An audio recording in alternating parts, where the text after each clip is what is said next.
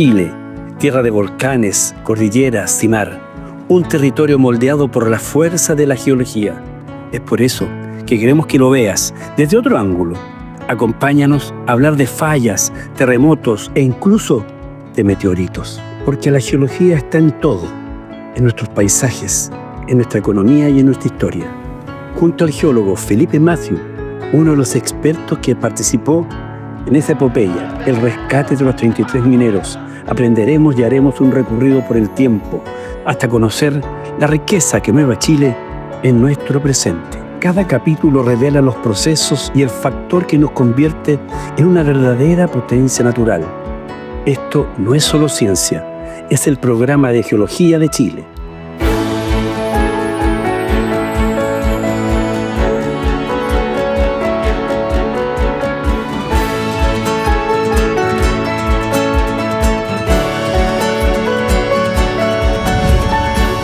El factor geológico, la riqueza de Chile. Junto a Felipe Matthew tiene distintas variables, aristas, como se le quiera llamar, que hemos ido desarrollando, y una de ellas tiene que ver con los sismos, temblores, terremotos, que traen mucho temor porque todavía no se pueden predecir, no sé. Todas estas son preguntas que vamos a conversar con Felipe, porque los estudiosos del tema de los temblores son ustedes los geólogos, ¿no es así? Así debiera ser, pero como suele ocurrir de repente en Chile, no necesariamente los especialistas están donde debieran estar.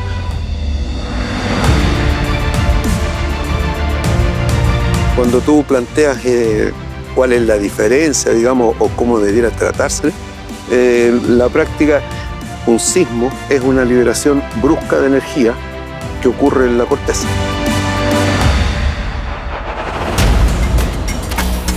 Si uno lo lleva a terremotos o a un temblor, ¿no es cierto?, algo simple, va a estar definido fundamentalmente por la intensidad y o magnitud que tenga esa liberación brusca de energía. ¿Cuáles son las medidas de un terremoto? Se habla normalmente de magnitud o de intensidad. ¿Ya? Y cuando uno habla de magnitud, habla de cuantificar. Y eso normalmente se habla de escala Richter. Imagínate que la Tierra tiene un volumen que sube y baja según cuánta energía libera cuando tiembla. La escala de Richter es como el control de ese volumen. Mientras más alto el número, más fuerte fue el movimiento. Un 3 apenas se nota, un 5 ya te hace correr a mirar la lámpara. Y un 7, ahí todos sentimos que el suelo se mueve en serio. El numérico es una escala logarítmica, por lo tanto hay que tener ojo cuando uno habla de escalas logarítmicas, porque no es que el 1 sea el 2 sea el doble del 1, ni el 3 sea el doble o el triple del 1. La variación es muchísimo más. Más o menos se estima que el terremoto en Valdivia, ¿no es cierto?, que es el que tiene los registros más altos en 9.5. Por otro lado, el del 27F, ¿no es cierto?, del 2010, ese es 8.8.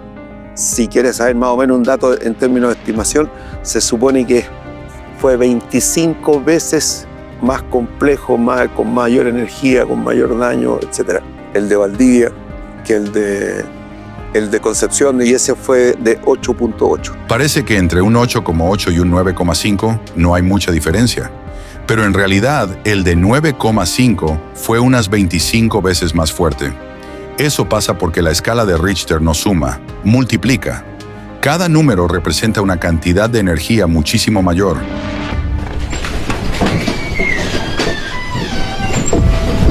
La Mercalli es más bien en términos de daño, si uno lo pudiera, o lo que tú y yo podamos sentir o percibir, y podemos decir, oye, mira, se movió esto, se cayó este otro. Incluso uno dentro de sus propias casas dice, oye, si se caen las copas, es más o menos, estamos hablando y en una vitrina que yo tenga, o se mueve esto, o se nos cayó el televisor, etc. Eso obviamente es más subjetivo.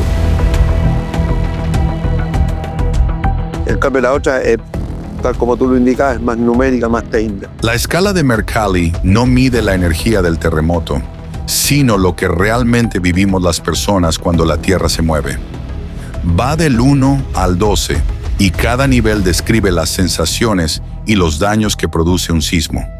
En los grados más bajos, tal vez ni lo notas. En los medios, las lámparas se mueven y los cuadros se tambalean.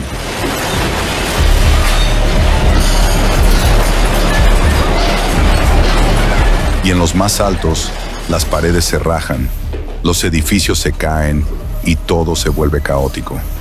Mientras la escala de Richter habla de números y energía, la de Mercalli habla de experiencias, de cómo sentimos el temblor y de qué tan fuerte nos sacudió a nosotros y a nuestro entorno. 1960, ¿cuánta gente falleció? En Chile la estimación es que estamos hablando del orden de 2.000 personas. 2.000. Claro. Ahora, hay un tema que es propio del movimiento, ¿no es cierto? Se cayó la casa, se cayó el edificio, etc. Ese terremoto del año 60 generó muerte en Filipinas, generó muerte en Japón, en Hawái. El daño es muy, muy grande. En resumen, lo que pasó en Valdivia también afectó a otros países porque compartimos el mismo océano. El terremoto fue tan fuerte que levantó el mar y envió olas gigantes que cruzaron todo el Pacífico. Por eso, cuando tiembla en Japón o en Chile, hay que estar atentos. Ese fenómeno es interesante porque de pronto hay un terremoto en Japón, en las costas de Japón. No sé, como estamos en todo lo que era el área Pacífico, te dice, ojo Chile, atención, que puede haber un alerta de tsunami. Exacto. Eso es producto por el, me imagino, el movimiento sí, claro, oleaje. Imagínate esto como una cuenca, imagínate un lavatorio, un depósito donde tú tienes agua. Y la base de eso, en alguna medida, una parte de eso se quiebra, se mueve. Obviamente que esto va a generar un movimiento en esa masa, ¿no es cierto?, que es esa masa acuática que evidentemente va a generar algún movimiento de algún tipo. Y va a depender, ¿no es cierto?, de cuánta energía se liberó, que fue la que generó ese terremoto, ¿no es cierto?, lo que va a provocar en términos de oleaje. Suben las olas en el mar del orden de 4 o 5 metros, pero eso se traduce en la costa hasta 25 metros. En el terremoto que lo vimos, la mayoría de los que estamos aquí, el 27F 2010, en la zona Copquecura fundamentalmente, sí, claro. Allí la gente que fallece no es producto del terremoto. Es lo que te decía. El tsunami. Exactamente. ¿Cómo sé yo cuándo tengo que correr hacia sectores de mayor seguridad? Básicamente es un tema de información.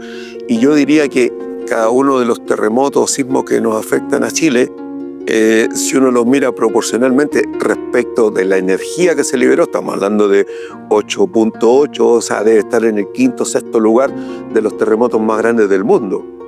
O sea, uno habría esperado con esa misma cantidad de energía en otras partes del mundo, las cosas serían, se cae todo, 500.000 veces más trágicas. Hoy día nosotros tenemos una enseñanza, hemos aprendido sobre los terremotos, sobre los sismos en general. Hoy día te llega a tu teléfono, ¿no es cierto?, una alerta, una eventual alerta de tsunami. Yo diría que el 2010, desgraciadamente, tienen que pasar estas cosas como para que se aprenda, para que exista una cultura al respecto. O sea, yo recuerdo haber estado en ese terremoto. Yo estaba justamente en Curicó. Y ocurre este terremoto. Un rato después, bueno, se cortó la energía eléctrica, obviamente. Aparecen noticias en la televisión donde alguien dice, oye, no se preocupen, vuelvan a sus casas, todo tranquilo, no va a pasar nada. Craso horror. Y evidentemente eso fue lo que provocó más muerte en la práctica. La gran cantidad de personas muertas es producto del tsunami. Y pasa, insisto, por un tema de aprender y que el Estado, los gobiernos se involucren en esto, que la gente que esté asociada a este tipo de cosas sea la gente que tiene las capacidades técnicas y además contar con el financiamiento como para poner instrumentación. Hay un tema todo un tema de instrumentación, de información. Esto que te llega el aviso al teléfono, esta cuestión no es una cuestión gratis, hay que implementarla. ¿Por qué después vienen réplicas? O vienen sismos premonitores Que avisan. o réplicas, ¿no es cierto? Esto, tal como lo hemos venido conversando hace un rato, este es todo un sistema dinámico. La Tierra está viva, se está moviendo, las placas se están moviendo, estamos en una zona de choque de placas, ¿no es cierto? Donde la placa de Nazca avanza a velocidades entre 3 y 10 centímetros por hora. ¿La placa de Nazca está a lo largo de todo el territorio? Sí, claramente. Esto es prácticamente todo lo que tenemos en el Pacífico y mucho más hacia el norte, digamos. Hay otras placas más hacia el sur que son pequeñas placas, pero la principal es la placa de Nazca, ¿no es cierto? ¿Ya? Que se está metiendo debajo de la corteza continental. Nosotros hoy día aquí estamos parados sobre la corteza continental. ¿Ya? Claro, que si uno lo graficara, imagínate una naranja así de simple, y la corteza entre la continental y la oceánica es la cáscara de la naranja, o sea, en términos de volumen es nada, digamos, respecto a lo que está ocurriendo allá abajo, núcleo, manto, etc. La placa de Nazca, ubicada frente a nuestras costas, es la responsable de gran parte de la actividad sísmica en Chile. Su movimiento constante, al chocar y deslizarse bajo la placa sudamericana, acumula enormes tensiones en el subsuelo. Un ejemplo de cómo se libera esa energía se vio recientemente en Myanmar, donde una cámara de seguridad registró el momento exacto en que una falla tectónica se rompió en la superficie. El suelo se desplazó varios metros, mostrando de forma impresionante lo que ocurre bajo nuestros pies cada vez que la Tierra se acomoda. Por un lado, hay una acumulación de energía constante, por eso es bueno tener estudios respecto al tema. Cada uno de los sismos que se están registrando son estudiados, analizados. Ha habido poca actividad. El año 2023, por ejemplo, baja considerablemente la cantidad de sismos que se perciben en Chile, del orden de 7.000 al año. O sea, estamos hablando de 7.000 sismos, claro, en el territorio. Claro, estamos hablando de más o menos uno diario. Es así como promedio, digamos, y con valores relevantes, no cositas chicas. Entonces, esa energía en algún momento se libera. Toda esa energía. Malo que no haya movimientos sismos en cierta zona, porque eso significa que se está acumulando. Que estamos acumulando energía, y esa eventualmente podría liberarse de manera brusca y violenta y nos va a generar un terremoto. Antes de ese evento, de ese quiebre que ocurre, hay algunos sismos menores, obviamente estamos hablando de sismos, ya no estamos hablando de terremotos, que son en alguna medida cuando empieza a haber una nube, ¿no es cierto?, de sismo en un lugar determinado. Ojo, esta cuestión nos puede significar que viene un terremoto.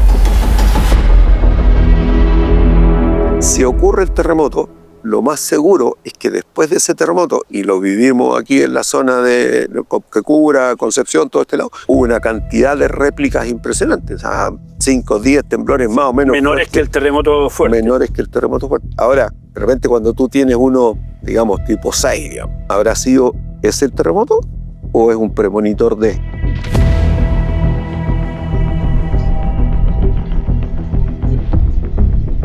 Tú has tenido una nube de temblores, ¿no es cierto?, que te están avisando que podría ser los premonitores de un terremoto, y a lo mejor llegaste al 6 y después esta cuestión empezó a descender. Ese era el fuerte. Del 1960 al 2010 son 50 años. Del 60, del terremoto de Valdivia, al de Quecura, Pichilemu, esa zona, han pasado 50 años. Del 2010 a hoy han pasado 25 años. No hay estadísticamente ninguna relación si han pasado 50, 20 años, 30, 40, o si hay. Normalmente pudiera uno tener alguna relación, pero no, yo no me atrevería a hacerlo. O sea, por ejemplo, en la zona de Huasco, Vallenar, por ejemplo, el último terremoto así complejo, duro, fue el año 1922. Entonces, mucha gente habla de la posibilidad estamos hablando del año 22, que no ocurre un terremoto interesante, complejo en esa zona. Podría ser una de las zonas calientes como para pensar en un terremoto.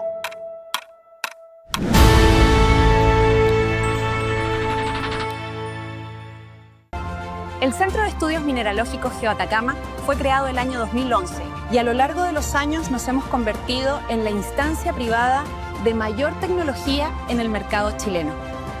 La amplia gama de análisis que podemos realizar, además de una estrategia de comunicación, nos permite a cada uno de los técnicos, metalurgistas, químicos y geólogos buscar la excelencia en cada una de las labores que enfrentamos, haciéndonos parte de la búsqueda de soluciones que nuestro cliente requiere.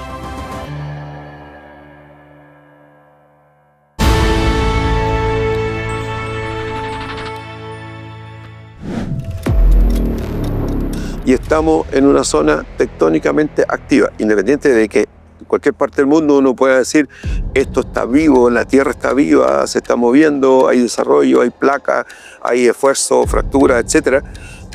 Pero más allá de eso, en términos generales eso ocurre. En el caso nuestro, somos un caso absolutamente particular y somos nosotros, es Perú, es Ecuador, es todo el cinturón circunpacífico, ¿no es cierto? Ese cinturón de fuego que se habla alrededor de todo el Pacífico, que es una zona, ¿no es cierto?, tectónicamente muy activa. Y eso hace, y esa tectónicamente muy activa es porque las placas se están moviendo. O sea, en nuestras vidas vamos a vivir constantemente con esta sismicidad, con esta condición. Japón es un país donde sí, gran cantidad muy de fuerte, incluso ahí había una central nuclear, hubo serio inconveniente. Hay conversaciones, se traspasan datos. Sí, efectivamente la hay. Información, traspaso de conocimiento, obviamente que la hay.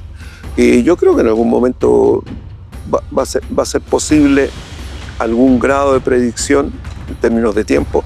Ya el hecho de poder decir, oye, esta zona, ojo, hace mucho rato que no tenemos nada, quiere decir que ha habido todo un estudio estadístico, de análisis, de comprensión de la naturaleza.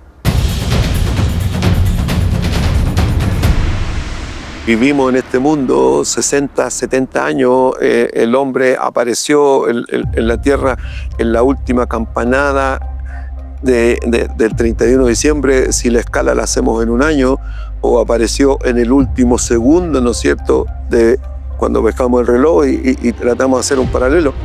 Entonces, han pasado tantas cosas, han ocurrido tantas cosas en un tan largo periodo de tiempo como para pretender que esta humanidad reconozca y entienda fácilmente las cosas, más aún cuando eso requiere de recursos, de inversión.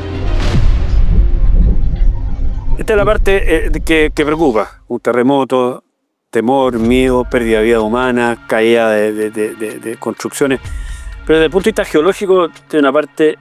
¿Qué provoca un terremoto desde el punto de vista de lo que es la tierra, la roca, la piedra? En general,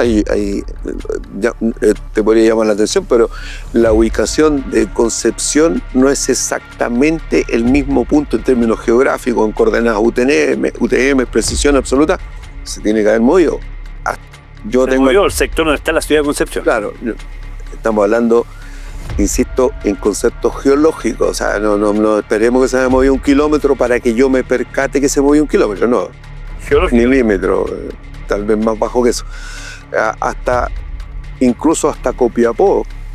Si tú ves la distancia que hay, también tengo entendido que hay algunos estudios que indican que también hubo, a lo mejor no solamente movimiento, sino que alzamiento o decae en términos de cota.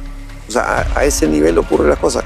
Cuando ocurre el sismo, el terremoto del 27F, Estados Unidos dice hay una alarma porque las ondas que produce estos grandes terremotos llegan hasta esas distancias. O sea, esta energía se transmite a través de ondas, las cuales tú puedes percibirlas en lugares muy alejados, desde el lugar donde fue el epicentro o el hipocentro. Y desde el punto de vista del suelo mismo, ¿podría aparecer algún tipo de elemento que no lo teníamos considerado? No tanto como eso, digamos. Es básicamente una fractura, la característica es movimiento, básicamente. No así, eventualmente el terremoto como tal te puede generar, ¿no es cierto?, daño en un tranque o en algo por el estilo, que eso va a acarrear, ¿no es cierto?, liquefacción o algo por el estilo, que es una posibilidad. viviendo cerca del mar, porque Chile es un país con un largo territorio de tierra, pero tenemos mucho mar. La idea es refugiarse rápidamente en altura. Sí, claro. Bueno, y felizmente yo diría que producto de estos mismos terremotos hay una cultura distinta. El lugar de playa que uno va en Chile indica normalmente las vías de evacuación, la dirección, en qué lugar uno debiera sentirse más o menos protegido, etc. Yo diría que culturalmente hemos avanzado, pero tuvimos que pagar, y más aún la gente que perdió familiares, tuvo que pagar un costo que es irreparable, vida. Y nosotros la idea del factor geológico de la riqueza de Chile es justamente esa: aprender a través de un especialista y compartirlo con ustedes. Un nuevo capítulo del factor geológico la próxima semana.